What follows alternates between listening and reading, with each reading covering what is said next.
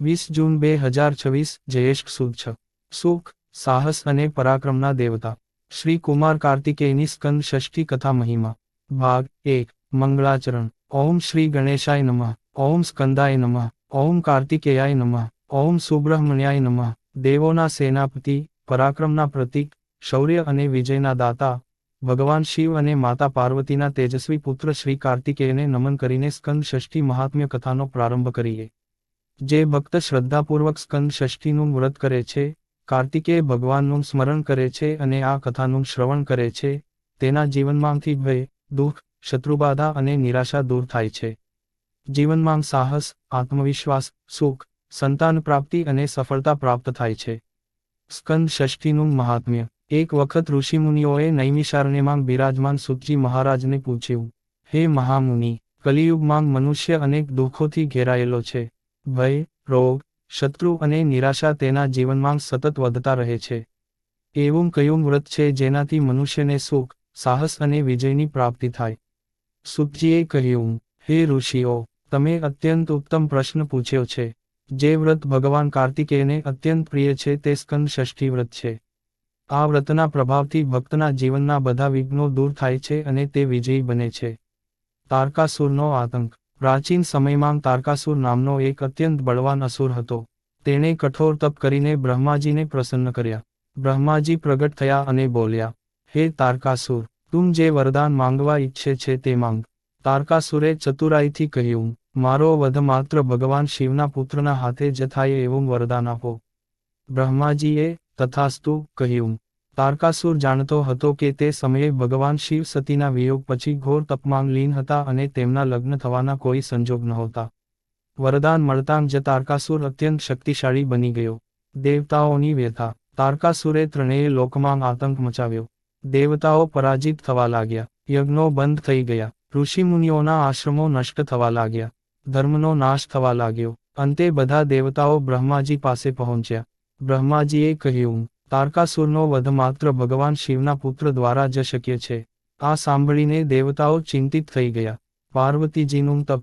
તે સમયે હિમાલયરાજની પુત્રી પાર્વતીજી ભગવાન શિવને પતિરૂપે મેળવવા માટે કઠોર તપ કરી રહ્યા હતા. હજારો વર્ષ સુધી તેમણે ઉપવાસ અને સાધના કરી. અંતે ભગવાન શિવ પ્રસન્ન થયા. તેમણે પાર્વતીજીનો સ્વીકાર કર્યો અને ભવ્ય લગ્ન સંપન્ન થયા. ત્રણેય લોકમાં આનંદની લહેર ફરી વળી. દેવતાઓને આશા જાગી કે હવે તારકાસુરના અંતનો સમય નજીક છે. કાર્તિકેયજીનો દિવ્ય અવતાર. એક દિવસ ભગવાન શિવના દિવ્ય તેજમાંથી અગ્નિ સમાન પ્રકાશ પ્રગટ થયો. આ તેજ એટલું પ્રચંડ હતું કે દેવતાઓ પણ તેને સહન કરી શક્યા નહીં. અગ્નિદેવે તે તેજને ધારણ કર્યું. પછી ગંગાજીએ તે દિવ્ય તેજને પોતાના જળમાં સ્થાપિત કર્યું. ગંગાના પવિત્ર પ્રવાહમાંથી એક દિવ્ય શિશુ પ્રગટ થયો.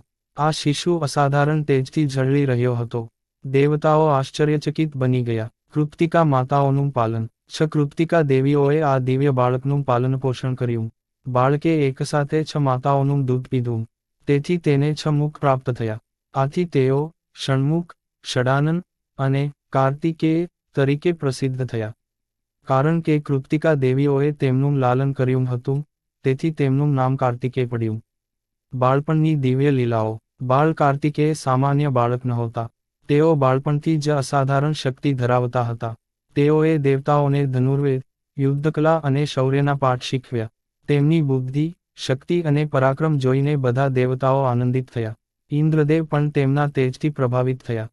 દેવસેનાપતિ પદની પ્રાપ્તિ. એક દિવસ બધા દેવતાઓ ભગવાન શિવ પાસે પહોંચ્યા. તેમણે વિનંતી કરી, હે મહાદેવ, હવે તારકાસુરનો અંત કરવાનો સમય આવી ગયો છે. ભગવાન શિવે કાર્તિકેયજીને દેવસેનાપતિ બનાવ્યા. સમસ્ત દેવસેનાએ તેમની આગેવાની સ્વીકારી. કાર્તિકેયજી મોર પર આરૂઢ થયા. તેમના હાથમાં દિવ્ય શક્તિભાલો, વેલ, શોભી રહ્યો હતો. તેમના દર્શનથી દેવતાઓના મનમાં સાહસ અને ઉત્સાહ જાગ્યો. યુદ્ધની તૈયારી. કાર્તિકેયજીએ દેવસેનાને સંબોધિત કરતાં કહ્યું, ધર્મની રક્ષા માટે યુદ્ધ કરવું એ જ સત્ય કર્તવ્ય છે. ભયનો ત્યાગ કરો અને ભગવાનનું સ્મરણ કરો. દેવસેનામાં નવો ઉત્સાહ જાગ્યો. બધા યુદ્ધ માટે તૈયાર થયા.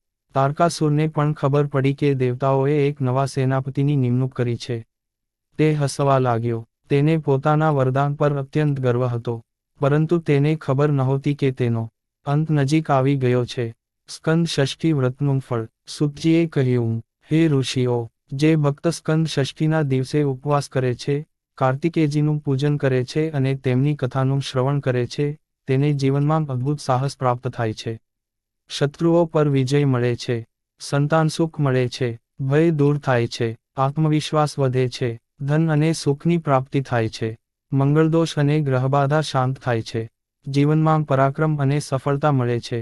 ભાગ 1 સમાપ્ત. સ્કંદ ષષ્ઠી કથા મહિમા. ભાગ 2. દેવસેનાપતિ કાર્તિકેય અને તારકાસુરનું મહાયુદ્ધ.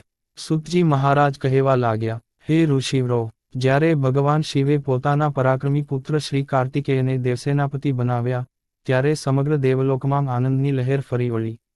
દેવતાઓને વિશ્વાસ થઈ ગયો કે હવે ધર્મની પુનઃસ્થાપના થશે અને તારકાસુરના અત્યાચારનો અંત આવશે. ભગવાન કાર્તિકેય મોર પર આરૂઢ થયા. તેમના 6 મુખોમાંથી દિવ્ય તેજ નીકળી રહ્યું હતું. હાથમાં માતા પાર્વતી દ્વારા પ્રદાન કરાયેલ દિવ્ય શક્તિભાલો, વેલ, શોભી રહ્યો હતો.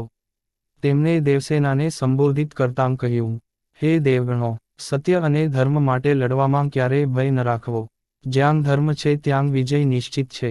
દેવસેનાએ એકસ્વરે જયઘોષ કર્યો, જય સ્કંદ, જય કાર્તિકેય, જય દેવસેનાપતિ. યુદ્ધનો પ્રથમ દિવસ. તારકાસુરે પોતાના અસંખ્ય અસુરોને યુદ્ધભૂમિમાં મોકલ્યા. અસુરોની સેના પર્વતો જેવી વિશાળ હતી. તેમના શસ્ત્રોથી આકાશ ઢંકાઈ ગયું. કાર્તિકેયજીએ પોતાના પ્રથમ મુખમાંથી મંત્રોચ્ચાર કર્યો. તેમના દિવ્ય તેજથી હજારો અસુરો ભસ્મ થઈ ગયા. દેવસેના ઉત્સાહપૂર્વક આગળ વધી. પ્રથમ દિવસે અસુર સેનાને ભારે નુકસાન થયું, પરંતુ તારકાસુર હજુ યુદ્ધમાં ઉતર્યો નહોતો. બીજો દિવસ. બીજા દિવસે તારકાસુરના મુખ્ય સેનાપતિઓ યુદ્ધમાં આવ્યા. તેમણે માયાવી શક્તિઓનો ઉપયોગ કર્યો. ક્યારેક અગ્નિવર્ષા થવા લાગી તો ક્યારેક પથ્થરોનો વરસાદ વરસવા લાગ્યો. દેવસેના થોડી ક્ષણ માટે ગભરાઈ ગઈ. ત્યારે કાર્તિકેયજીએ પોતાના બીજા મુખમાંથી દિવ્ય નાદ કર્યો. તે નાદથી અસુરોની માયા નષ્ટ થઈ ગઈ. દેવતાઓ ફરી ઉત્સાહિત થયા અને અસુરો પર તૂટી પડ્યા. ત્રીજો દિવસ. ત્રીજા દિવસે તારકાસુરે પોતાનો ભાઈ મહિષાસુરને મોકલ્યો. તે અત્યંત બળવાન અને ક્રૂર હતો. મહિષાસુરે અનેક દેવતાઓને ઘાયલ કર્યા. ત્યારે કાર્તિકેયજી પોતે તેની સામે આવ્યા. ભયંકર યુદ્ધ થયું. અંતે કાર્તિકેયજીએ એક જ પ્રહારમાં મહિષાસુરનો વધ કર્યો. દેવતાઓ આનંદથી ઝૂમી ઉઠ્યા. ચોથો દિવસ. ચોથા દિવસે અસુરોએ રાત્રિયુદ્ધ શરૂ કર્યું. આકાશમાં ઘોર અંધકાર છવાઈ ગયો. કોઈને કશું દેખાતું નહોતું. ત્યારે કાર્તિકેયજીના 6 મુખોમાંથી સૂર્ય સમાન પ્રકાશ પ્રગટ થયો. સમગ્ર યુદ્ધભૂમિ પ્રકાશિત થઈ ગઈ. અસુરો અંધ બની ગયા. દેવતાઓએ તેમને પરાજિત કર્યા. પાંચમો દિવસ. હવે તારકાસુર પોતે યુદ્ધભૂમિમાં આવ્યો. તેનો કદ પર્વત જેવો હતો. તેના ગર્જનાથી ધરતી ધ્રુજવા લાગી. તેણે કાર્તિકેયજીને કહ્યું, હે બાળકે, તું મારી સામે ટકી શકીશ નહીં. કાર્તિકેયજી સ્મિત કરીને બોલ્યા, અહંકાર હંમેશા વિનાશનું કારણ બને છે. ભયંકર યુદ્ધ શરૂ થયું. તારકાસુરના પ્રહારોથી પર્વતો તૂટી પડવા લાગ્યા. પરંતુ કાર્તિકેયજી અડગ રહ્યા. છઠ્ઠો દિવસ. વિજય ષષ્ઠી.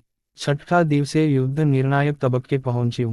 તારકાસુરે પોતાની સંપૂર્ણ શક્તિનો ઉપયોગ કર્યો.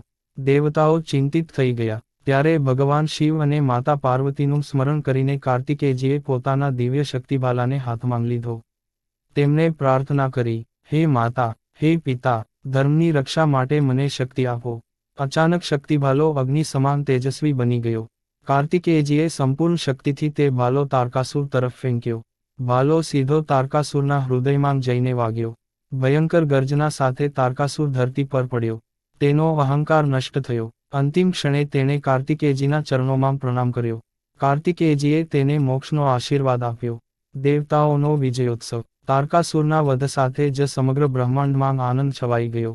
દેવતાઓએ પુષ્પવર્ષા કરી. ગંધર્વોએ ગીતો ગાયા. અપ્સરાઓએ નૃત્ય કર્યું. ઇન્દ્રદેવે કાર્તિકેયજીને પ્રણામ કરીને કહ્યું, હે દેવસેનાપતિ, આપના કારણે સ્વર્ગ અને પૃથ્વી ફરી સુરક્ષિત બન્યા.